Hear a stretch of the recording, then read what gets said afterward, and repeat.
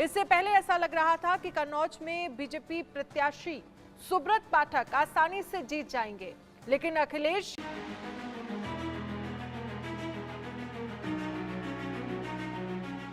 Samajwadi party के राष्ट्रीय अध्यक्ष अखिलेश यादव ने लोकसभा चुनाव के लिए इत्र नगरी कन्नौज से अपना नाम संख्या में समर्थकों ने फूल बरसाकर अखिलेश का स्वागत किया।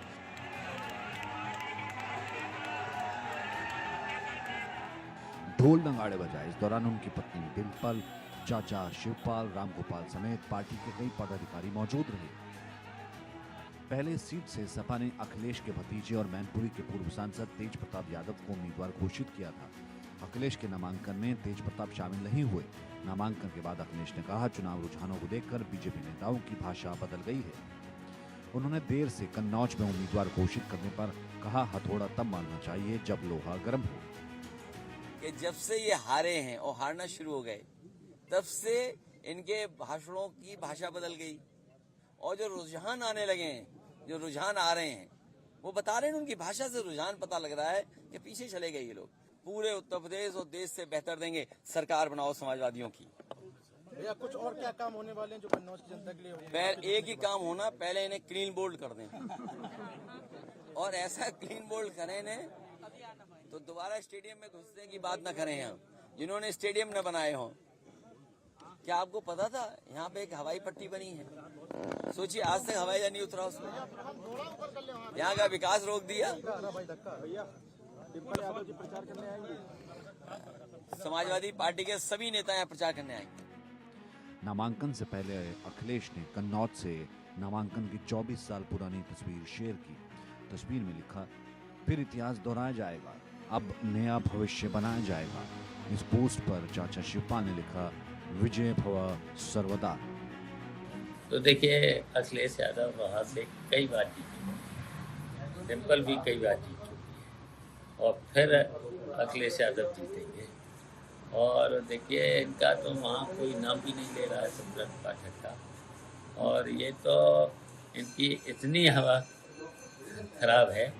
कहा जा रहा है कि स्थानीय नेताओं का विरोध को देखते हुए खुद ही चुनावी मैदान में उतरने का अखिलेश ने फैसला किया। जब हमारा मतदाता चाहता है और मतदाता चाहता था कि वही लड़े, तो इसलिए बोला। किन मुद्दों को लेके यहाँ पे जनता के बीच में आएंगे? जनता के बीच में मुद्दा केवल मोदी जी को हटाने का है। अखिलेश और बीजेपी नेता अपर्णा यादव ने कहा कि भैया नेताजी मुलायम सिंह के पद चिन्हों पर चल रहे हैं। ये लोग अब यह तय कर चुके हैं कि मोदी जी को हमें अगर जो है हराना है या हमें जो है इस तरह से करना है कि जो है कहीं उनके मुकाबला हम कर सके, तो हमारी सीनियर लीडरशिप को उतरना पड़ेगा। उस तहत जो है इन्होंने भी अपना नामांकन भरा है। देखिए, नेताजी का अगर हम देखें, आदरणीय नेताजी का, तो उनकी भी इसी तरीके की पॉलिटिक्स रहती थी कि वो कभी जो है पहले जाते थे असेंबली के चुनाव में, उनको लगता था पार्टी का जो वर्चस्व है सपा का कम हो रहा है, और उस समय क्योंकि कांग्रेस बहुत ज़्यादा वर्चस्व में थी, बीच में जो है बीजेपी भी काफ़ी वर्चस्व में थी, तो उनको जब लगा कि पार्टी को उनकी ज़रूरत है, तब वो चुनावी मैदान में कूदे। मुझे लगता है कि फादर्स फुटस्टेप्स में son is also following the same, तो भैया ने भी यही चीज़ करी है। देखिए, कन्नौज में हो सकता है कि उनको जो है, क्योंकि वो पुराने सांसद रह चुके हैं, नेताजी की भी कॉन्स्टिट्यूंसी रह चुकी है, तो वो है। पर सुब्रत पाठक जी वहाँ से हैं, ऑलरेडी सांसद हैं, और उनको ऐसा कहा गया था कि जब वो चुनाव लड़ने गए थे कि कोई उनको हरा देगा तो उनको बड़ा जो है दिक्कत हो जाएगी, पर फिर भी उन्होंने अपना वर्चस्व स्थापित किया और उन्होंने काम किया है वहाँ पे। नहीं, ये जनता का आशीर्वाद मुझे मिला था, और चूंकि ये लड़ाई कन्नौज बनाम बाहरी की है और मैं कन्नौज से हूँ, अखिलेश जी बाहर तो कन्नौज अपना गढ़ मानते हैं। उनका गढ़ है, कन्नौज मेरा घर है भैया। ये घर और गढ़ की लड़ाई है। 2000 में कन्नौज सीट पर हुए उपचुनाव में पहले अखिलेश ने पहला चुनाव लड़ा था। 2004-9 में भी उन्होंने जीत दर्ज की थी। 2012 में सीएम बनने के लिए उन्होंने इस्तीफा दे दिया था, लेकिन फिर हुए उपचुनाव में डिम्पल यादव ने जीत दर्ज की थी। कन्नौज सीट से मुलायम, अखिलेश और डिम्पल चुनाव लड़ चुके हैं।